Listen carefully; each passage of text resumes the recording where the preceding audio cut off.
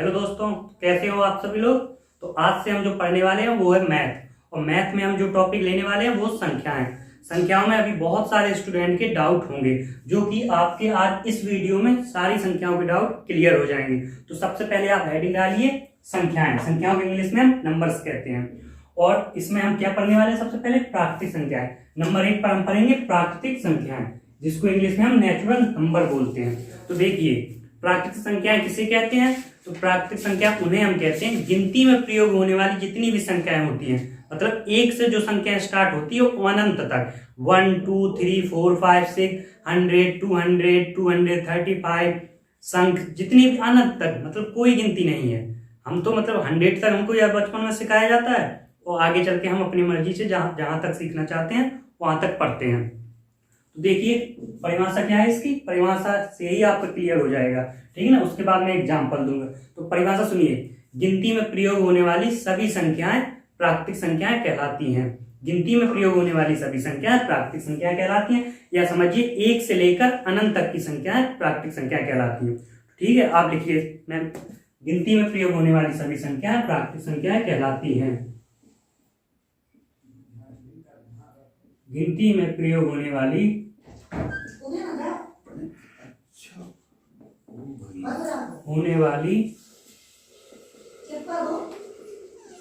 सभी संख्याएं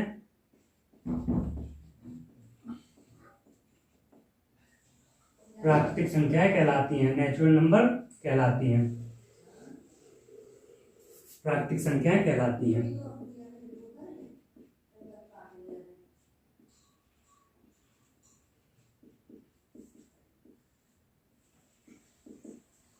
इन्हें हम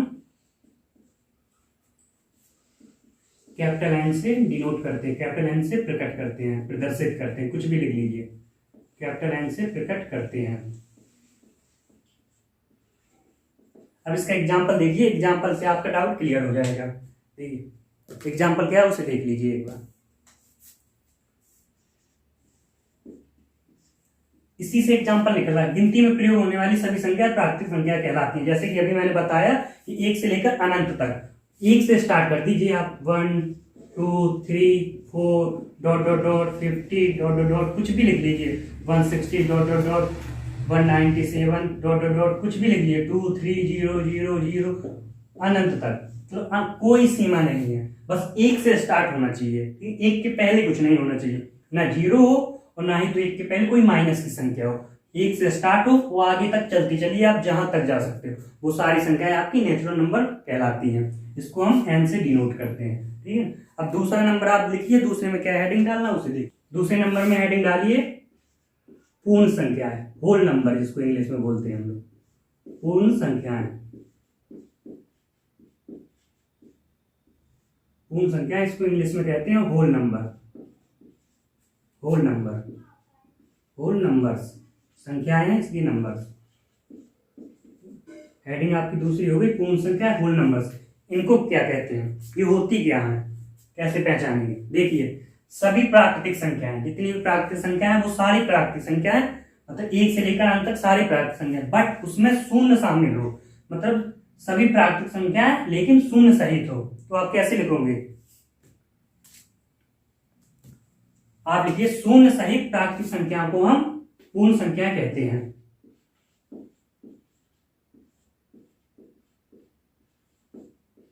शून्य सहित प्राकृतिक संख्याओं को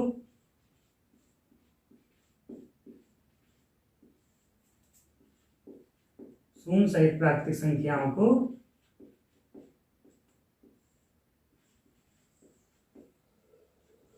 होल नंबर या पूर्ण संख्याएं कहते हैं,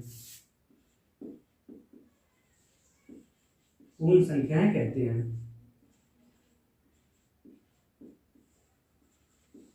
इसे हम किससे डिनोट करेंगे, इसे हम W से डिनोट करेंगे। होल नंबर मतलब W से डिनोट करेंगे, नेचुरल नंबर मतलब N से डिनोट कर दिया। इसे हम W से डिनोट करते हैं, W से प्रदर्शित करते हैं, W से प्रदर्शित करते हैं।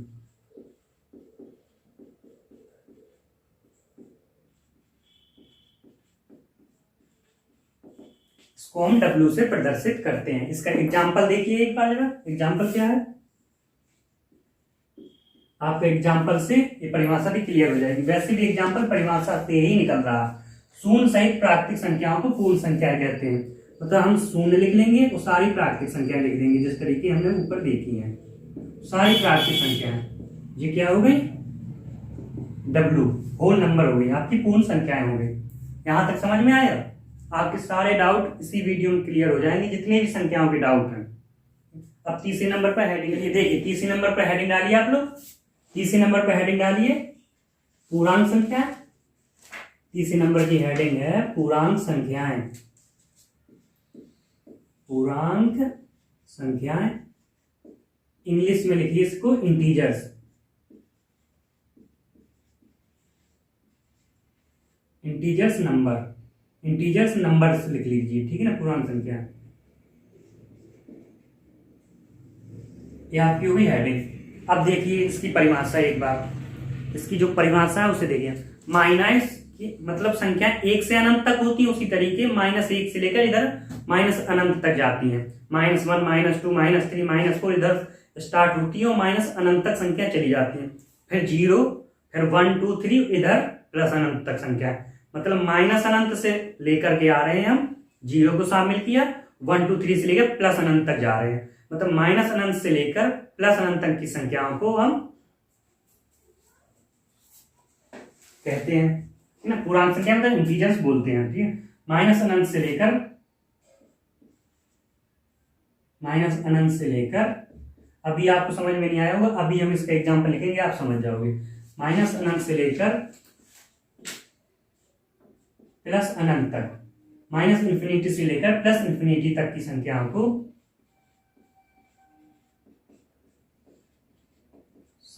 को हम इंटीजर्स कहते हैं, पूर्णांक संख्याएं बोलते हैं।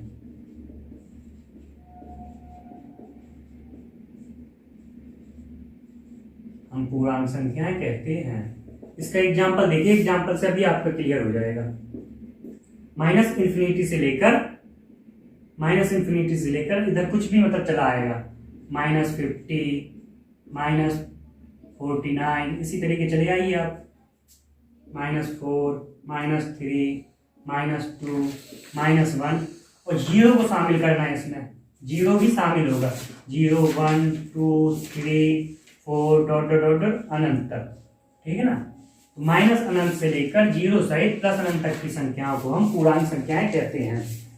अब इसी का दो भाग भी हैं, देखो इसमें ऋण संख्याएं भी आ गई और पॉजिटिव संख्याएं भी आ रही हैं, नेगेटिव और पॉजिटिव। इसी तरीके इसमें लिखिए ऋण पूर्णांक संख्याएं। हेडिंग डालिए, आप एक करके डाल लीजिए, ये डाल लीजिए और लिख लीजिए ऋण पूर्णांक संख्याएं।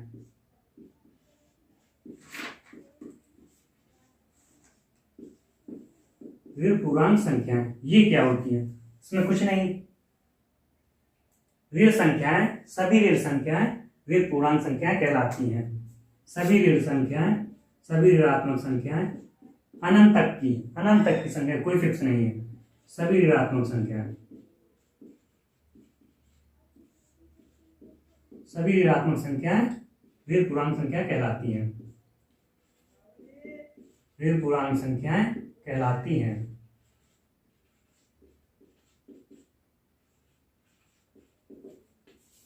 ठीक है ना। एग्जाम्पल में आपका बन गया जैसे सिर्फ ऋणात्मक संख्या, इसमें 0 वगैरह शामिल नहीं करना है। माइनस का चिन्ह लगा है, ठीक है ना। -4, -3, -2, -1, माइनस अनंत से लेकर -1 तक की संख्या आपकी ऋण पूर्णांक संख्या कहलाती है। इसी तरीके एक बी है धन पूर्णांक संख्या, बी है आपका धन पूर्णांक संख्या।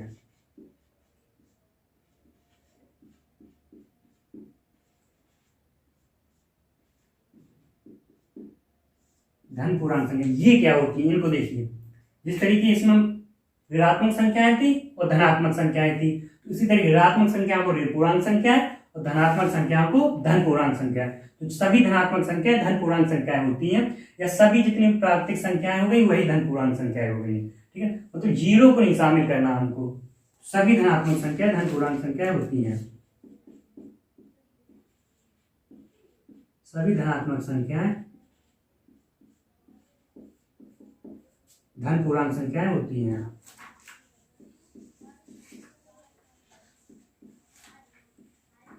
धन पूर्णांक संख्याएं होती हैं। इसका एग्जाम्पल क्या होगा, जीरो शामिल नहीं होगा। जीरो हमारा होता है पूर्णांक संख्याओं में शामिल, ठीक है ना, -1 से लेके 0 प्लस अनंत तक, लेकिन इनके एग्जाम्पल में जीरो शामिल नहीं करते हैं। इसका एग्जाम्पल क्या होगा, 1 2 3 4 dot dot dot dot dot dot plus अनंत तक। प्लस मत लगाइए, प्लस लगाने की जरूरत नहीं है। जब कोई चिन्ह लगाओ समझ जाइए कि वो संख्या पॉजिटिव होगी। 1 2 3 4 डॉट डॉट डॉट अनंत तक, कोई सीमित नहीं है संख्या, ठीक है ना। वो सारी संख्याएं आपकी जो धनात्मक होती हैं वो धन पूर्णांक संख्या कहलाती हैं। तो यहाँ तक आपको समझ में आया, ठीक है। अब हेडिंग डाल लीजिए आप 4। तो हेडिंग जो हमारी 4 है वो है सम संख्याएं। 4 नंबर की हेडिंग हमारी है सम संख्याएं, जिसको भी हम इंग्लिश में कहते हैं इवन नंबर।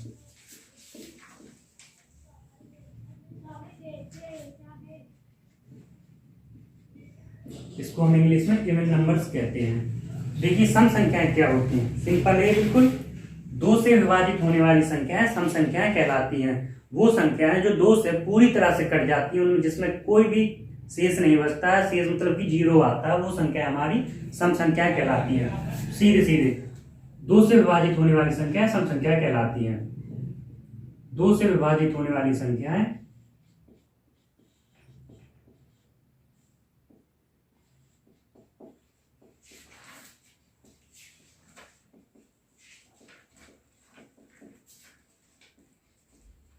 सम संख्या कहलाती हैं।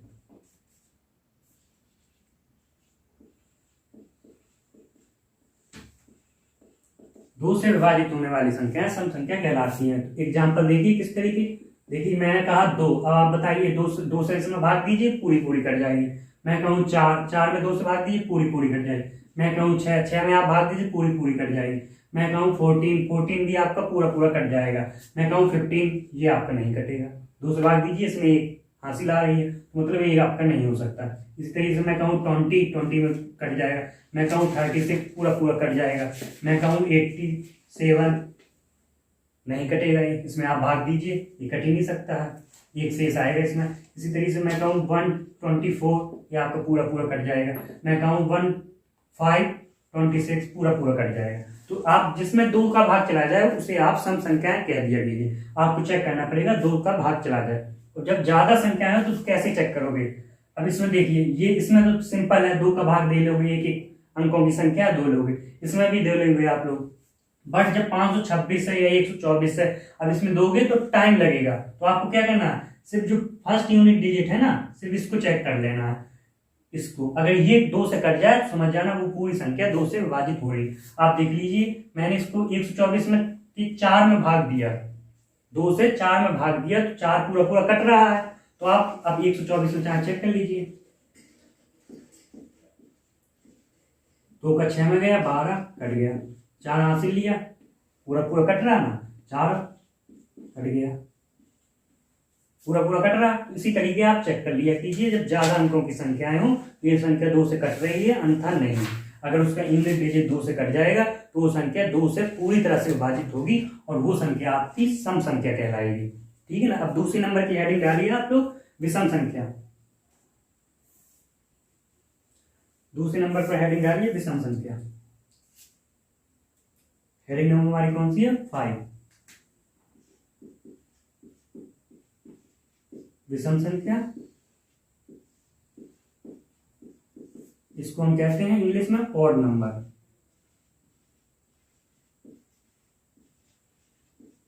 विषम संख्याएं ऑड नंबर्स, ठीक। ये संख्याएं क्या होती हैं, विषम संख्याएं जो आपकी होती हैं तुरंत इसका उल्टा, जिसमें 2 का भाग ना जाए, कुछ भी शेष आ जाए, 1 2 3 4 5 से कुछ भी शेष आ जाए, समझ जाना वो संख्या आपकी विषम संख्या होगी। तो देख इसकी परिभाषा क्या है, वो संख्याएं जो 2 से विभाजित नहीं होती है, वो संख्याएं जो 2 से पूरी तरह विभाजित नहीं होती है, वो संख्याएं जो 2 से पूरी तरह विभाजित नहीं होती हैं, 2 से पूरी तरह नहीं कटती है, या फिर जिसमें 2 से पूरी तरह भाग नहीं जाता है, 2 से पूरी तरह विभाजित नहीं होती है,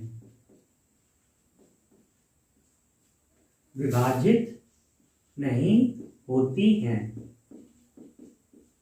तो ये आपकी विषम संख्या कहलाएंगी। इसके एग्जाम्पल एक बार चेक कर लीजिए। एग्जाम्पल देखिए, एग्जाम्पल से आप समझ जाओगे। मैं कहूँ 1, मैं कहूँ 1 में आप 2 का भाग दीजिए। आप 2 का भाग दोगे, 1 में जाता ही नहीं है, 1 प्रकार से कहा जाए तो 1 शेष आ रहा है उसमें, तो मतलब ये आपकी क्या होगी, विषम संख्या। मैं कहूँ 3 में आप भाग दोगे, उसमें एक शेष जरूर आएगा कुछ ना कुछ। मैं कहूँ 5 में आप भाग दोगे, शेष जरूर आएगा। इसी तरह मैं कहूँ 11, इसी तरीके मैं कहूँ 27, इसी तरीके मैं कहूँ 49, मैं बोल दूँ 121। कोई भी संख्या लीजिए, उसे चेक कर लीजिए। अगर 2 से भाग चला जाए तो वो सम संख्या, और 2 से भाग ना जाए, कुछ भी शेष बच जाए, तो वो विषम संख्या आपकी कहलाएगी। ठीक, तो सम संख्या विषम संख्याएं भी आपकी क्लियर हो गई होंगी। अब देखिए मैं आगे बताता हूँ। हेडिंग नंबर है आपकी 6। इसमें आप हेडिंग में लिखिए भाज्य संख्याएं। भाज्य संख्याएं, जिसको हम यौगिक संख्याएं भी बोलते हैं। डिविजिबल नंबर्स, भाज्य संख्या मतलब डिविजिबल्स नंबर, यौगिक संख्याएं भी कहते हैं हम इनको हम यौगिक संख्याएं भी बोलते हैं। भाज्य संख्या, इनको हम यौगिक संख्याएं भी बोलते हैं। ठीक, तो भाज्य संख्या क्या होती है आपकी? वो संख्या जो स्वयं, मतलब वो संख्या जिसमें स्वयं का भाग चला जाए और 1 का भाग चला जाए। आप 1 तो छोड़ दीजिए, ठीक है ना, और साथ में किसी अन्य संख्या का भी भाग चला जाए, मतलब जो संख्या स्वयं से भी कट जाए और किसी अन्य संख्या से भी कट जाए, वो संख्या आपकी भाज्य संख्याएं कहलाती हैं। अभी मैं एग्जांपल बताऊंगा, आपका डाउट क्लियर हो जाए। देखिए पहले आप परिभाषा लिखिए। जो संख्या स्वयं तथा 1 के अलावा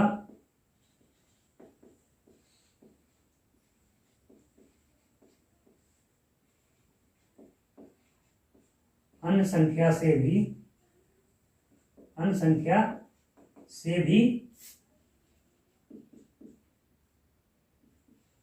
पूरी तरह कट जाती है, मतलब भाग चला जाता है पूरी तरह से,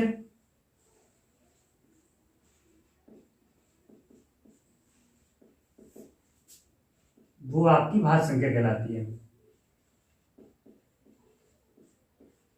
वो भाज्य संख्या कहलाती है। जो संख्या स्वयं तथा 1 के अलावा अन्य संख्या से भी कट जाए, वो संख्या आपकी भाज्य संख्या कहलाती है। ठीक, एग्जाम्पल से समझिए आप लोग। इसके एग्जाम्पल पर एक बार गौर करिए। इसका एग्जाम्पल क्या कह रहा है? परिभाषा को समझते हैं, फिर एग्जाम्पल देखेंगे। परिभाषा को समझते हैं, फिर एग्जाम्पल को हम देखेंगे। जो संख्या स्वयं तथा 1 के अलावा अन्य संख्या से भी पूरी तरह कट जाती है, वो भाज्य संख्या कहलाती है। हम कोई भी संख्या ले लेते हैं। हमने लिया क्या? हमने ले लिया 6। अब देखते हैं ये 6 परिभाषा से देखते हैं। स्वयं से कट जाए, 6 में 6 से भाग दे, वो कट रही है, पूरी कट जाएगी। कट जाएगी ना? इस तरीके नहीं भाग देते हो, इस तरीके देते हो। देखिए एक बार जा रहा हो, शेष 0 आ रहा है, मतलब पूरी कट रही है। ठीक, अब कहा 1 से तो सारी संख्या कट जाएगी, है ना। 1 के अलावा अन्य संख्या से भी पूरी तरह विभाजित हो जाए। मेन चीज ये है, अन्य संख्या से भी पूरी तरह विभाजित हो जाए। ठीक है, 6 को हम अन्य संख्या से काटे, कोई भी एक संख्या ले 2 से काट के देखिए, 2 से कट रही है, पूरी की तरह कट जाएगी। 3 से काटे पूरी वैसे भी किसी अन्य संख्या, मतलब किसी अन्य संख्या से भी कट जाए, सिर्फ एक ही संख्या से कट जाए, अन्य संख्या कोई एक ही हो। ये 6 तो दो संख्याओं से कट रहा, 3 से भी कट रहा और 2 से भी कट रहा, ये तो 100% आपकी क्लियर हो। एक ही संख्या से कटता तो भी क्लियर था। ठीक है ना, तो आपने चेक कर लिया कि 6 है, देखिए 4 है, 6 है, 8 है, 9 है, 12 है, 14 है, 15 है। इसी तरीके आपकी बहुत सारी संख्याएं। ठीक है, अभी आप ये चीज पर गौर कर लीजिए, बस फिर मैं आगे बताऊंगा। ये एक विषम संख्या है, ये एक विषम संख्या है, फिर भी इसमें कैसे आ गई। ठीक है ना, ये थोड़ा मतलब अलग लगेगा कि इसमें विषम संख्या शामिल है। इसका एक नोट करके मैं डलवाऊंगा, उसमें लिख लेना। ठीक, अभी आप लिखिए दूसरी हेडिंग, अभाज्य संख्या। हेडिंग नंबर 7 है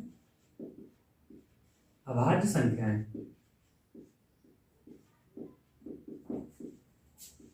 इनको हम रूट संख्याएं भी बोलते हैं, या प्राइम नंबर्स। ठीक है ना, प्राइम नंबर्स भी इनको कहते हैं इंग्लिश में।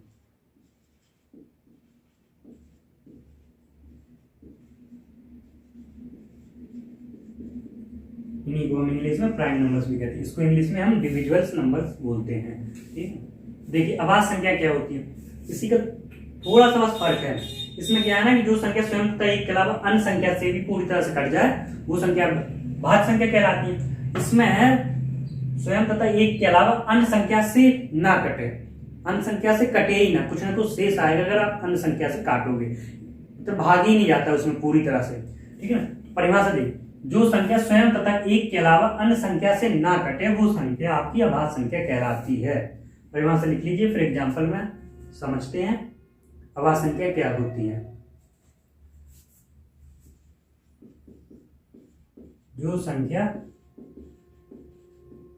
स्वयं तथा एक के अलावा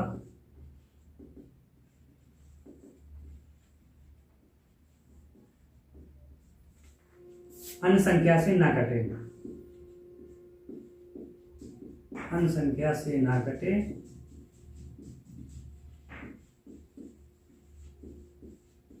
उसे हम अभाज्य संख्या कहते हैं या ऋण संख्या कहते हैं।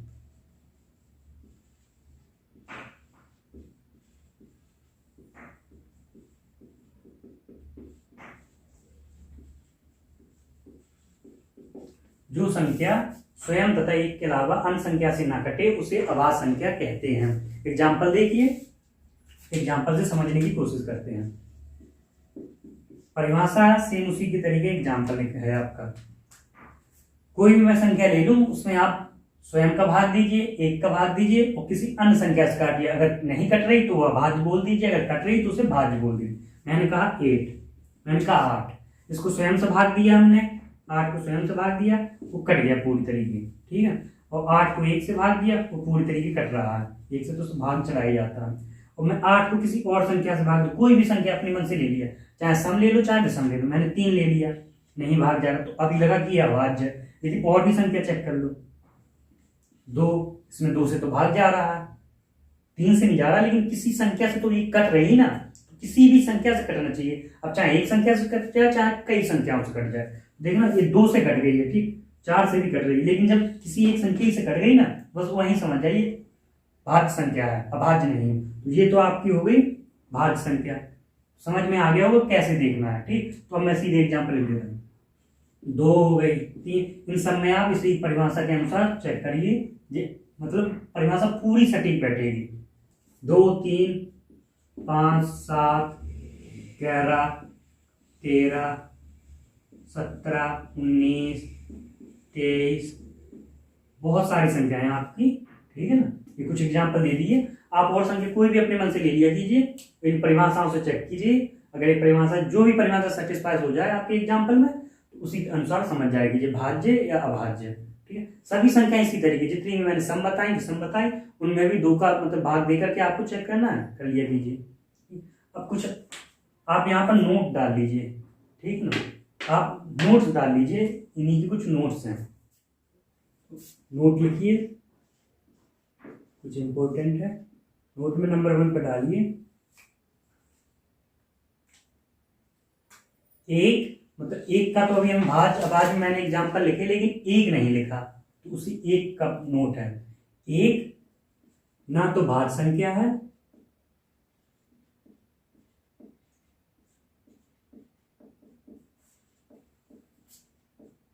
ना तो अभाज्य संख्या है।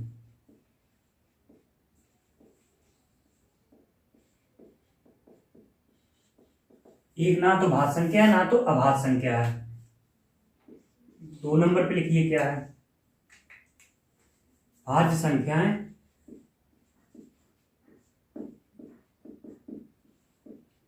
सम या विषम कुछ भी हो सकती हैं।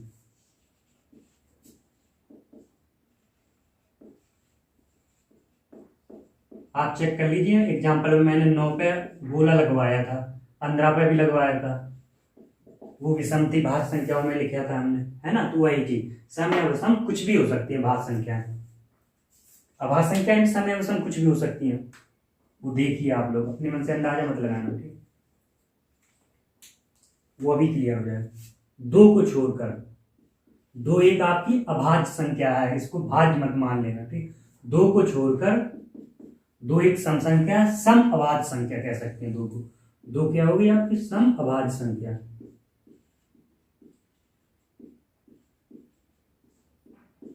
दो आपकी सम अभाज्य संख्या है, ठीक।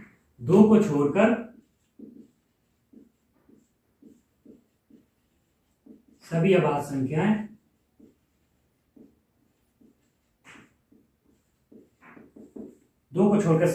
संख्याएं विषम संख्या होती हैं।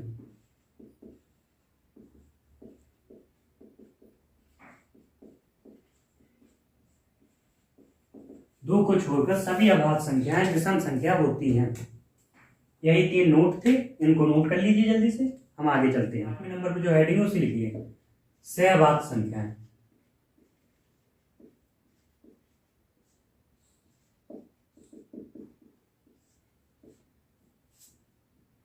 को प्राइम नंबर इंग्लिश में बोलते हैं।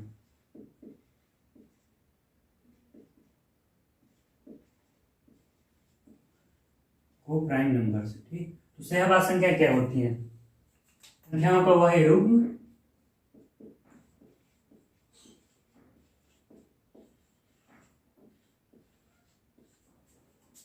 जिनमें एक के अलावा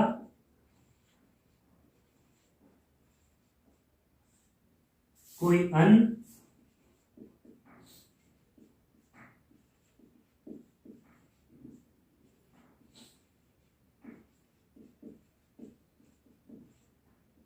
उभयनिष्ठ गुणनखंड ना हो।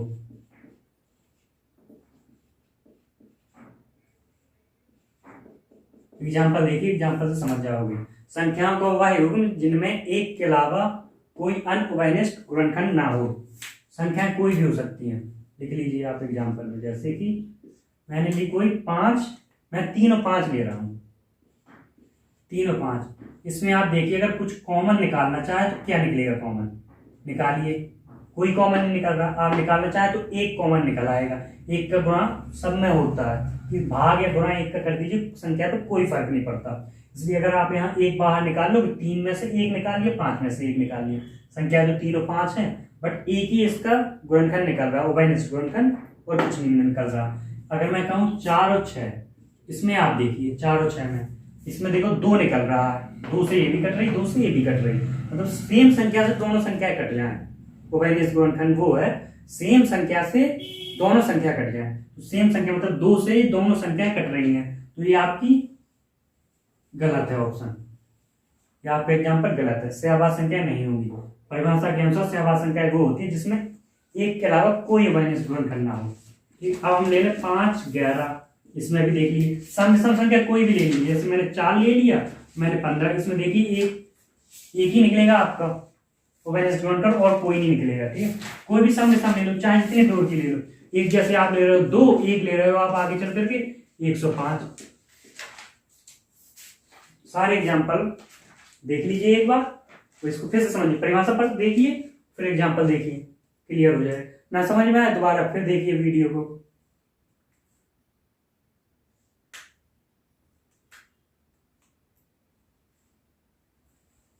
अब हेडिंग डालिए 9वें नंबर पर, परिमेय संख्या, रेशनल नंबर। परिमेय संख्या, रेशनल नंबर, रेशनल नंबर्स। परिमेय संख्या, रेशनल नंबर्स। परिमेय संख्या क्या होती हैं? वो संख्याएं जो P/Q के रूप में लिखी जा सकती हैं। वह संख्याएं जो P/Q के रूप में लिखी जा सकती हैं।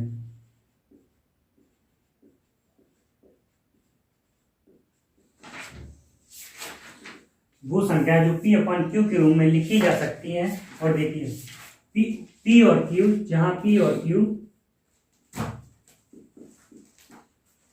पूर्णांक होते हैं,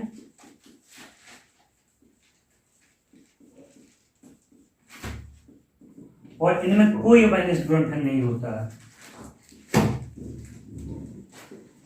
और इनमें उभयनिष्ठ गुणनखंड मतलब कोई भी दोनों संख्याएं किसी सेम संख्या से नहीं कट रही होंगी, और इनमें कोई उभयनिष्ठ गुणनखंड नहीं होता है।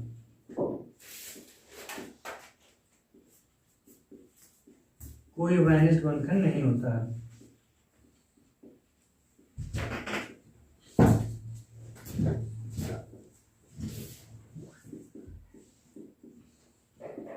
और इनमें कोई वैनिस्ड गुणनखंड नहीं होता है। तथा एक शर्त है, तथा Q बराबर 0 नहीं होना चाहिए, ठीक है ना। तो Q का मान शून्य ना हो, Q का मान शून्य ना हो। कैसे? P/Q, मतलब Q नीचे लिखा होता हर में, हर का मान शून्य ना हो, आपका शून्य ना हो। एग्जाम्पल देखिए, एग्जाम्पल से समझिए। एग्जाम्पल देखिए, 5, 7, 9, 4, 3/4, 5/7, माइनस के 5/7, ये सारी संख्या आपकी P/Q के रूप में बन रही है। जहां ये लिख रहा है कि इसमें हर नहीं है, तो किसी भी संख्या में अपन इस तरीके लिख सकते हैं, बटे में 1 कर सकते हैं, कोई संख्या पर कोई फर्क नहीं पड़ने वाला, सारी संख्या आपकी P/Q के रूप में है। तो यहाँ तक समझ में आई चीज है आपको। अब जो हमारी 10 नंबर पे हेडिंग है वो है अपरिमेय संख्या है, ठीक है। जब तक उसे डालिए, 10 नंबर पे हेडिंग है अपरिमेय संख्या।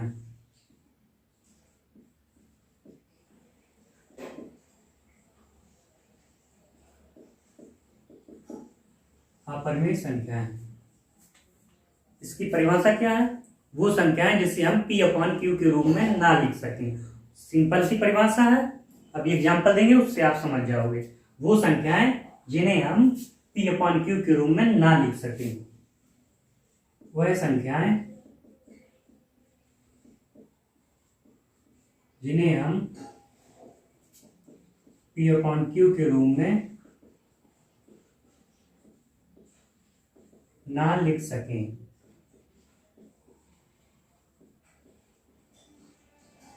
वो संख्या कौन सी होंगी आपकी? अपरिमेय संख्या। इसको इंग्लिश में कहते हैं इर्रेशनल नंबर।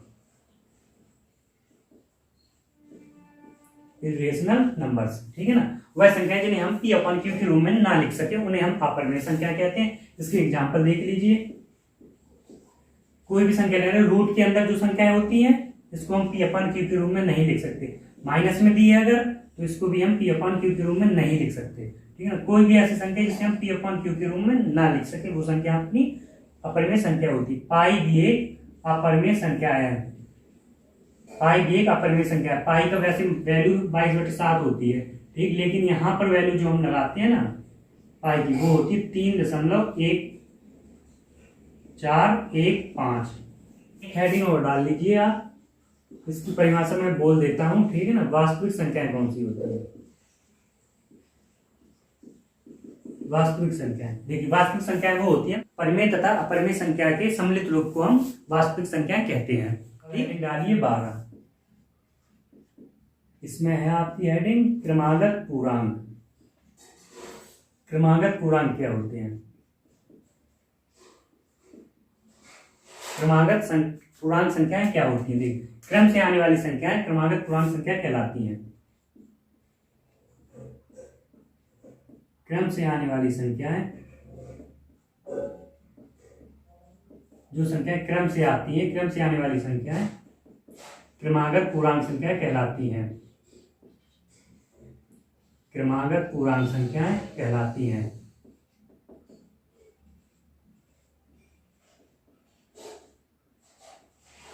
क्रमागत पूर्णांक संख्या कहलाती है क्रम से आने वाली संख्या। जैसे एग्जांपल देखिए, एग्जांपल कोई भी एग्जांपल ले लीजिए।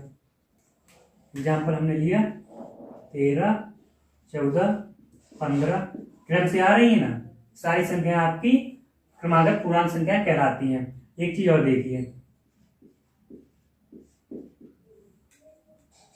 नोट में लिखिए,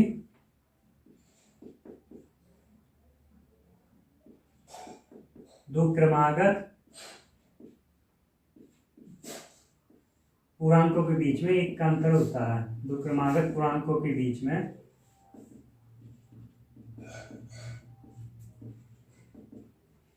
एक का अंतर होता है। क्रम से जो पूर्णांक होते हैं उन्हें घटाओगे तो एक का डिफरेंस मिलेगा। 13, 14, 14 में 13 घटाइए, एक का डिफरेंस, 15 में 14 घटाइए, एक का डिफरेंस आ रहा है। दो क्रमागत पूर्णांकों के बीच में एक का अंतर होता है। यदि एक चीज और देखिए, यदि x कोई पूर्णांक संख्या है, यदि x कोई पूर्णांक संख्या है,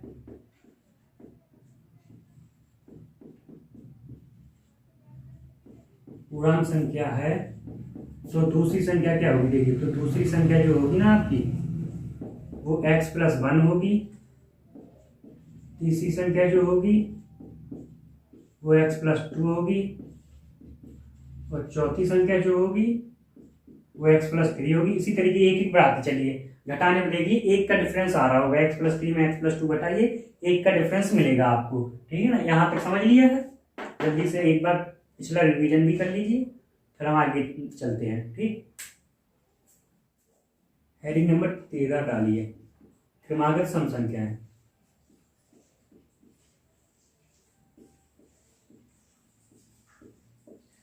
क्रमागत सम संख्याएं कौन सी होती है? देखिए, क्रमागत सम संख्याएं, क्रम से आने वाली संख्या क्रमागत सम संख्याएं कहलाती हैं। एग्जाम्पल से अभी हम समझेंगे, पहले आप इसकी परिभाषा लिखिए।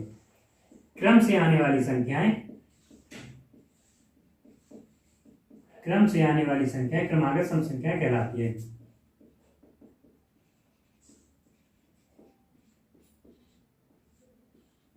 क्रमागत सम संख्या कहलाती है।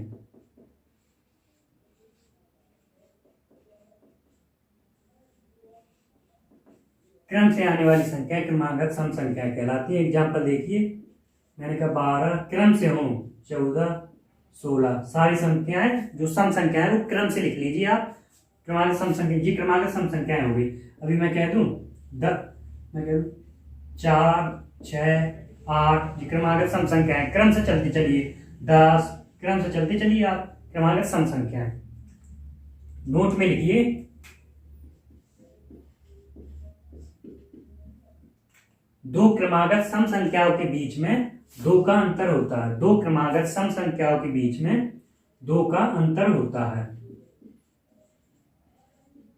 2 का अंतर होता है। दो क्रमागत सम संख्याओं के बीच में 2 का अंतर होता है। अब जैसे कि हम समझें, यदि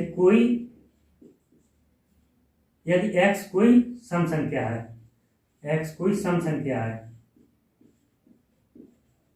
सम संख्या दी है, तो आगे क्रमागत संख्या कैसे? x कोई सम संख्या है तो दूसरी क्रमागत सम संख्या इसकी x+2 होगी, तीसरी इसकी x+4 होगी, चौथी इसकी x+6 होगी। इस तरीके आप चलते चलिए। ठीक है ना, अगर x कोई सम संख्या तो पहली तो ये हुई, दूसरी x+2, x+4, x+6, इसमें घटाएंगे आप जब क्रम से, तो इसमें अंतर 2 का ही आने वाला है। अब हेडिंग डालिए विषम संख्या। 14 नंबर पे हेडिंग है विषम संख्या।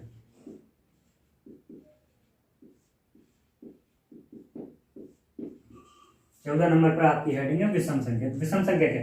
क्रम से आने वाली संख्या विषम संख्या कहलाती है। क्रम से आने वाली विषम संख्याएं क्रमागत विषम संख्या कहलाती हैं। क्रम से आने वाली सम संख्याएं क्रमागत सम संख्या कहलाती है। ठीक, इस तरीके यहाँ पर सम लिख लीजिए। क्रम से आने वाली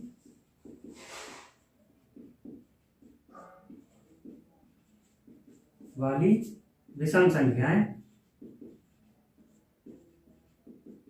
क्रमागत विषम संख्या कहलाती है। क्रमागत विषम संख्याएं कहलाती हैं।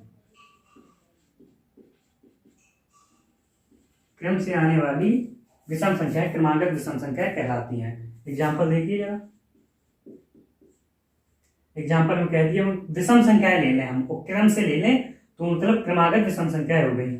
यहाँ पर क्रमागत विषम संख्या लिख लेना, क्रमागत विषम संख्या। एग्जाम्पल देखिए आप,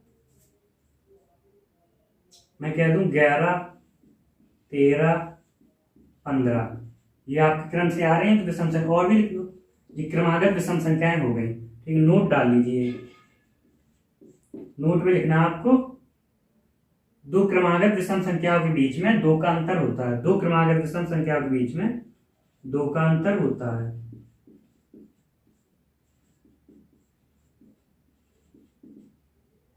समझने के लिए देखिए, 2 का अंतर सम संख्याओं में भी होता है और विषम क्रमागत विषम संख्याओं में भी होता है। समझिए, यदि कोई x विषम संख्या दी है, यदि कोई x विषम संख्या है विषम संख्या है तो दूसरी क्रमागत विषम संख्या क्या होगी? दूसरी क्रमागत विषम संख्या आपकी x+2, तीसरी आपकी x+4, चौथी आपकी x+6, इस तरह चलती चलिए x+8। जिस तरीके इसमें आती है x+2 x+, सेम इसमें भी होती है, सेम तरीके से इसमें भी रहती है आपकी। ठीक है, आशा करता हूं आज आपको संख्याएं अच्छी तरह से समझ में आई होगी। अगर पहली बार में किसी को समझ में नहीं आ रही है तो दूसरी बार भी वीडियो देख लीजिए। ठीक है ना, धीरे धीरे मतलब चीजें समझ में आ जाएंगी। संख्याएं समझना बहुत जरूरी चीज है, इसके बाद ही हम आगे चलेंगे। अब जो हम पढ़ने वाले हैं वो नंबर सिस्टम में हम पढ़ेंगे प्राकृतिक संख्याओं का योग, सम संख्याओं का योग, विषम संख्याओं का योग। ठीक है ना, उसमें वर्गों का योग भी रहता है उनका, तो इन सभी को पढ़ेंगे। तो इस वीडियो को यहीं तक रखते हैं। ठीक है, अब हम मिलते हैं नेक्स्ट वीडियो में।